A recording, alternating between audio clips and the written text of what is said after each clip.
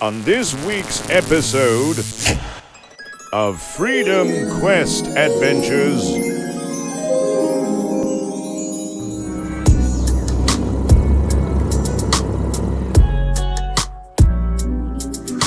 Wow, just wow. I took off and almost straight away I lost power. I was giving it full power and I was getting nothing. I was losing altitude. I didn't have enough power to keep me up. Took a wash in the ocean.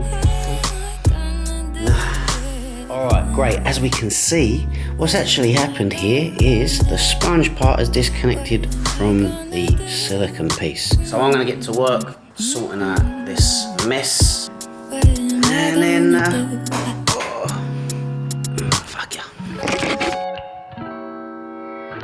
Alright, so I'm going to go on a double adventure. One new place that I've never been to before, and another place that I went to a long time ago and I'd like to check it out a little bit more. Well, it's about 3 o'clock already, so I'm going to be getting there as it's starting to get dark, which is not ideal because I need to first of all scope out a little place where I can slip under the radar and sleep in the car and close to where I want to fly to tomorrow. I've got to get the car packed, hopefully be there before it's too dark. Alright, it's time for some action.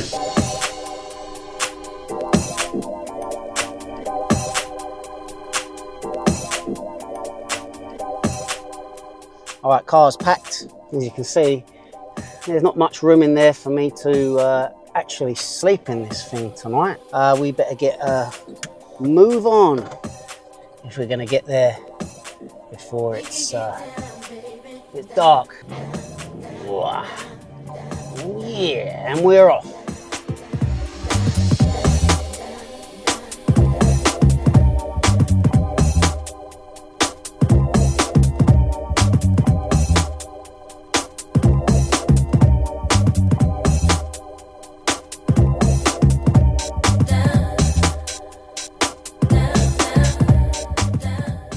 All right, lovely jubbly. Meters. Slide left onto Mount Mulligan Road. All right, thank you. Yeah, all right, well, look at it. Trees absolutely everywhere. So certainly not somewhere where you would like to have an engine out, especially with low altitude. Next so left onto Mount Mulligan Road. fuck off, bitch, I'm trying to talk. Whoa, shit. See, this is what I mean, these little creeks everywhere.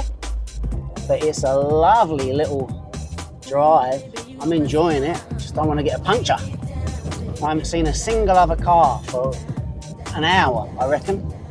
What's this over here? Cattle grid. Oh, I can't see, it's too dark, too bright in my eyes. Here we go. The sun's getting low, it's not going to be light for much longer. And I don't know how long it's going to take for me to get there.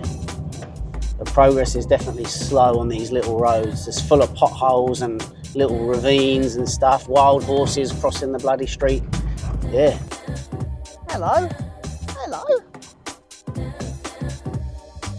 Yeah, surprisingly wet and green around here.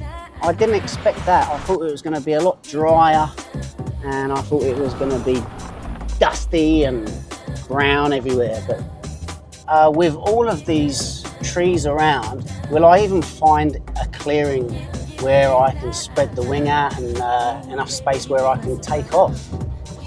I guess I'm not really going to know until the morning.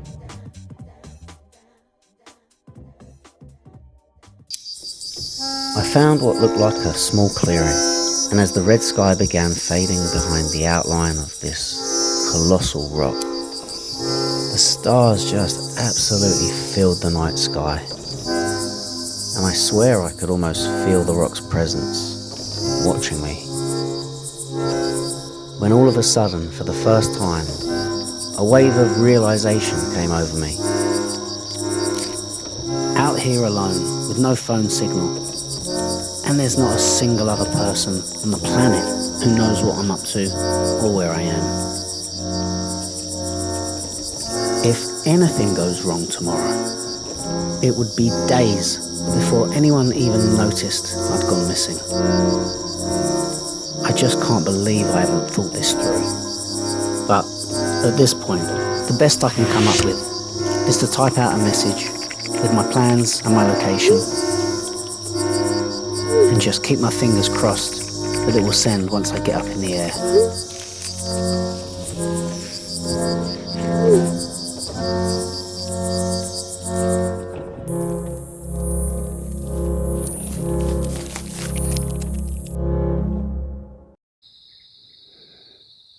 Alright, it's about 5:45 in the morning. It's beginning to get light, first light, and look where we are, a field and a huge rock. Alright, I'm going to continue getting this assembled, and I'm also going to fit out a new spark plug just for a bit of added reliability. And now we get to see the condition or the colour.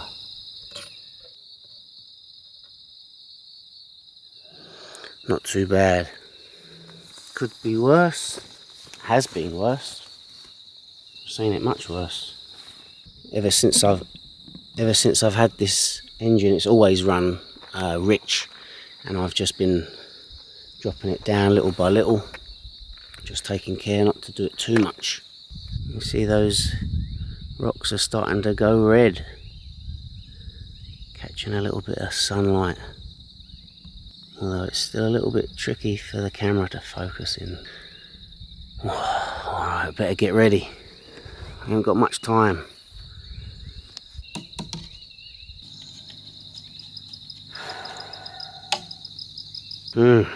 Look, it's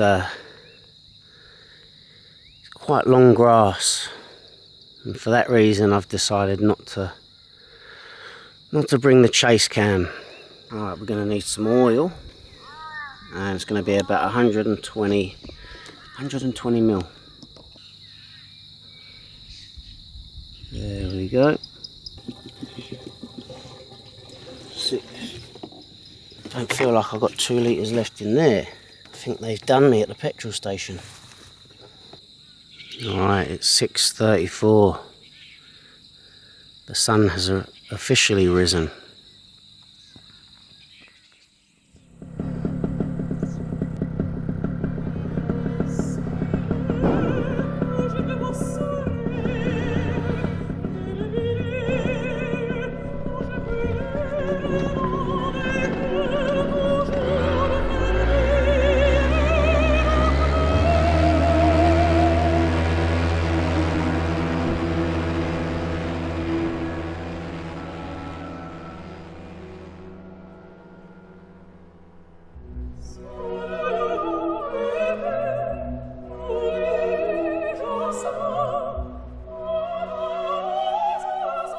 I immediately noticed the wind was much stronger than on the ground. So much so, I was pinned. I was making almost no progress forwards.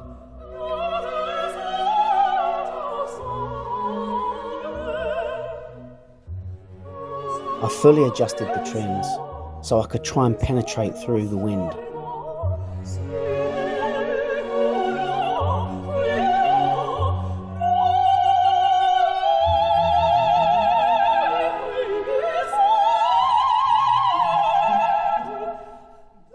But even still, I just wasn't making enough progress. And suddenly I realised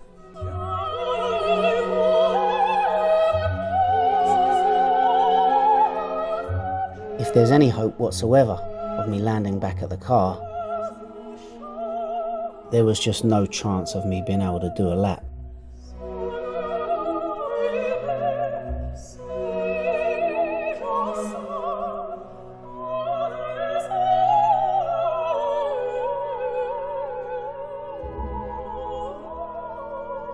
Well, I've made it this far. I might as well try and scope out a little bit of the area upwind.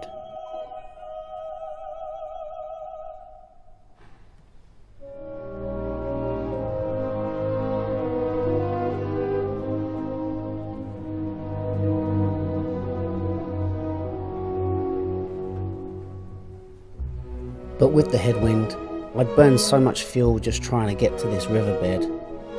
It was soon time to turn back.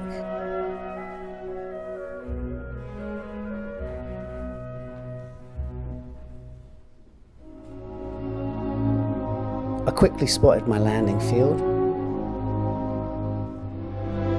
and began my approach for landing.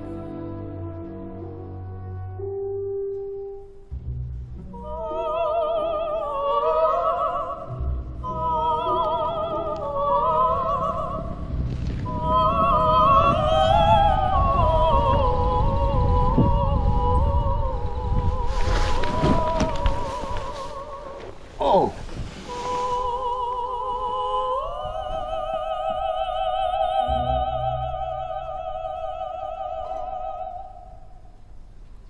My legs are soaking. Oh, wow, I did it. I fucking did it. I didn't stick around long. I loaded the car and got the hell out of there. And just a few hours later, I was on the open road. It was late afternoon by the time I got to my next destination. And as you can probably guess, sleeping in the back of the car the previous night wasn't the best of sleeps.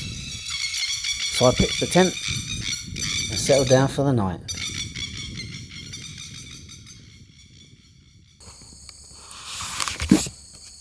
Let's do that again without looking at myself. It's 5 AM and it's so calm. Sunrise is at 6:19. That's probably about maybe 15 minutes walk with all the stuff on my back. I think I'm going to do it in 2 trips, you know, because I've got all the fuel, the wing, the motor, the helmet, the chase cam, all that kind of stuff. So I'll probably do 2 little legs. It's quite critical that I take off straight away. Reason being is it is due to have 4 knots of wind, but coming from the south. With that is going to be a difficult direction for takeoff. Yeah, there's just no space. Whereas if I can take off straight away, where it's so calm, I can take off in any direction. So, all right, time is ticking on. It is 5:17, 1 hour. All right, let's go. Just dropped over the last of everything I need. I'll tell you what, that was my morning workout done for the day. Now I just laid the wing out, and of course it's super wet and heavy from yesterday where I landed on the wet grass and didn't have a chance to air it out or dry it out. And I'm just trying to get everything organised, and look what keeps on distracting me. Wow, just wow. Alright, I'm all set. Wings all checked. Cam. Sunrise. Fuel, 7.5 litres. Last piece of the puzzle. That's me. And I'm ready. And where we're headed to, over there. See those white sandy hills? That's the aim for this flight. They're what I want to go and check out. I reckon we're good. See if it can go first time. Oh yes. Well, second time, it's not too bad. All right.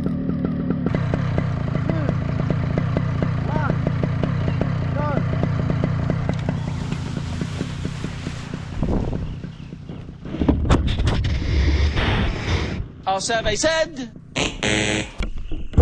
Now they say a bad workman blames his tools, but I'm going to say I think that's because the wing's soaking wet, and it's obviously soft sand, so it looks like I may have missed my perfect sunrise. But importantly, there's still no wind, so there's still an opportunity for me to take off in this direction, which is the only direction I've got space enough to do a forwards launch, because when the wind picks up it's going to be coming from over there.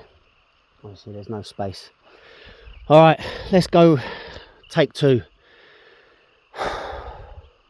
See if we can get that bloody wing to come up. Oh, my mouth's so dry. Take 2.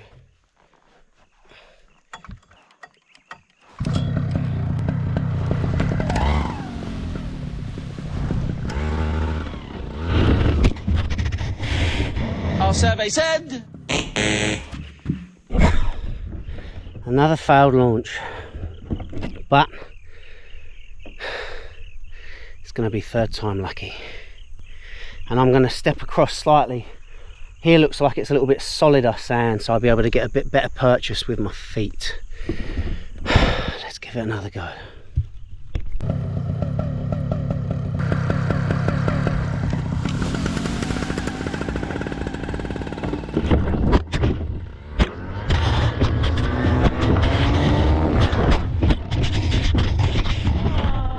Our survey said... That was nearly it. That was so nearly it. So the situation is this. I didn't realise how much of an effect having a damp or wet wing would make, but I guess in nil wind conditions it does make a lot of difference. I've never had a damp or a wet wing before, because I very rarely ever take off from grass. It's really only sand, so the wing goes on crisp. You know, I should have got the wing out yesterday when I arrived in the evening. There was still some sunlight. I could have dried it out. So that's a lesson learnt.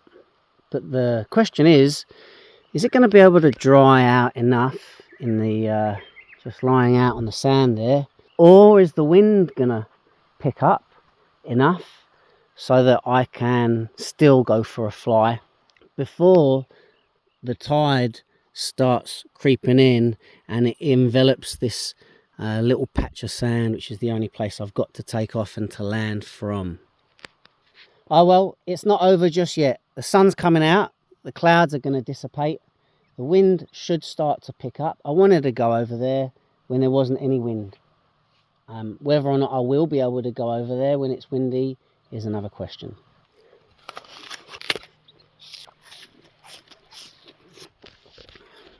Time for breakfast. Breakfast on the beach. Can't complain too much about that, eh? I've had my apple and I'm bored of waiting. I'm gonna give it another crack, even though there's still no wind. You know, look, it's a glass out over here, and the wing isn't really any different than before. However, there is one more thing I can do, I think, and that's these trimmers. Put it on the first sitting. Maybe I could go to the second sitting here, and that might. It supposedly helps. There's a very slight breeze, and it's coming from the complete opposite direction from what the forecast was saying. So there's a valuable lesson there, and that is not to be just too focused on what you are expecting the conditions to do, as in, you know, what you've read and what you've seen in the forecast, but prioritize what's actually happening and what you can feel. Because there was a couple of instances where I stood there and I was thinking, fuck, I'm sure I can feel a little bit of a breeze coming from behind me. No, it can't be, I said. Nah, fuck it, if I move around, by the time it will switch around again. Lesson number 2 for today. All right, let's get going. Let's see if we can manage to take off. I've got a good feeling about this. Yeah, well, unfortunately, my good feeling wasn't accurate. In one way it was, because I actually managed, as you can see, to get up into the sky. The camera's obviously got caught on the string, and so it's at a little bit of a funny angle. But it was about this exact moment I realised there was something seriously wrong with the engine. I'm running out of space, and as I turned and I started to sink more and more, and I'm looking to make an emergency landing. I'm still squeezing 100% throttle, and I just got one foot on the grass, on the sand here, I managed to stop my whole equipment getting ruined.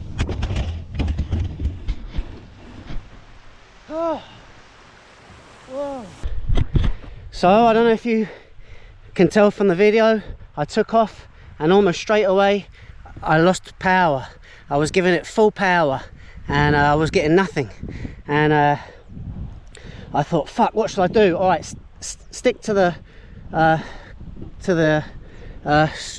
sand side, maybe come down to land. I should have maybe come down straight away, and I thought, oh, hang on a second, let me see if this is something that's gonna improve.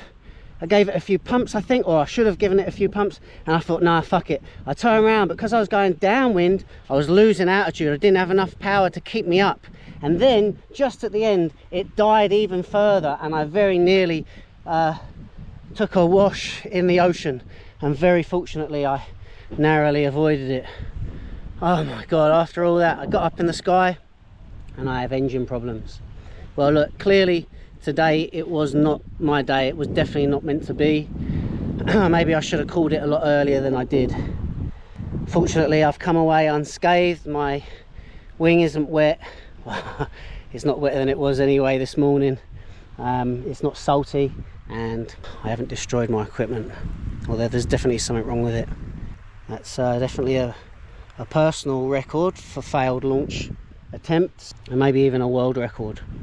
Well, I'll be back, mark my words, I'll be back. The strange thing is, I've just started it up. It took a long time to start. It was very difficult to start, which is unusual, seeing as it was warm already. I primed it again as well, so I don't know, maybe I'd flooded it, but anyway, it took a long time to start. I got it going, and ran it up to full power, no problem. So, could there have been some kind of a blockage in the fuel? Maybe some of this fucking sand was in the carb and it got unblocked. I don't know what it was, but look.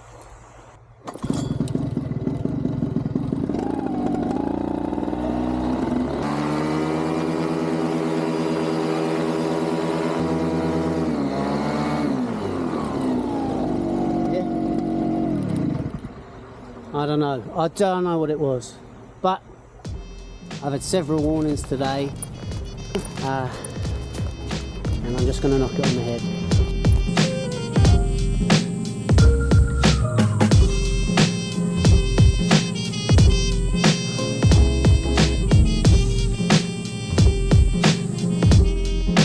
Come here, I want to show you something.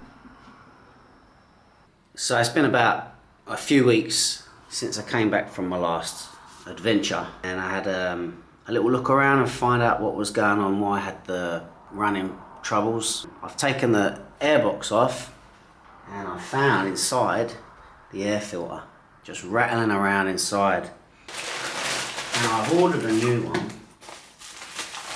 already, just arrived today.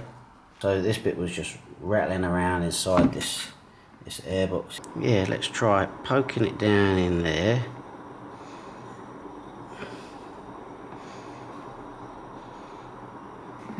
There we go. That should do, finally.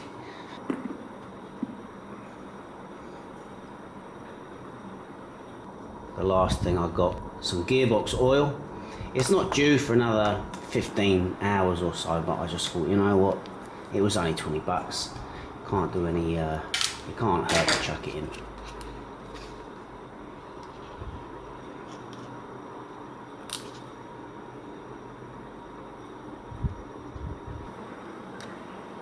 We don't want to spill any. That's enough. Next adventure is if I get the engine going well. I finally met someone else with a paramotor who lives, well, still lives about 2 or 3 hours away. So hopefully we're going to go for a fly either down his neck of the woods, or maybe he's going to come up here. So yeah, got that to look forward to as well. Alright, until then, fly safe, and catch you later.